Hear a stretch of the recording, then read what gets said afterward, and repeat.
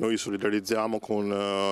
il comitato di Cesare Rossi, che sta battendo da anni in quella Tessera per aiutare e anche far sì che la comunità cittadina di Tessera abbia la possibilità di usufruire della propria città in concomitanza con l'aeroporto, in un clima pacifico, ma allo stesso modo in un ambiente naturale e sano. Il Comitato di cittadini Criave per la rimozione dell'impatto ambientale dell'aeroporto di Venezia incassa il sostegno dei Verdi del Veneto. La loro è una battaglia condivisa perché la lotta contro l'abbattimento del bosco su un'area di quasi 4.000 metri quadrati ha ragioni sia ambientali che di mitigazione dei disagi di tipo acustico creati dall'aeroporto agli abitati prospicienti lo scalo aeroportuale. Una zona importante in quanto gli alberi sono lì dagli anni 60 e hanno fatto un blocco naturale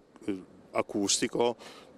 verso la problematica degli atterraggi e dei voli su Tessera. Secondo i dati contenuti nel dossier di ISPRA, Istituto Superiore per la Protezione e la Ricerca Ambientale sul consumo di suolo nel 2017, il Veneto è la seconda regione d'Italia dopo la Lombardia per la quota di nuova cementificazione e il consumo del suolo nel solo comune di Venezia è stato 3 volte superiore a quello registrato nell'intero territorio provinciale.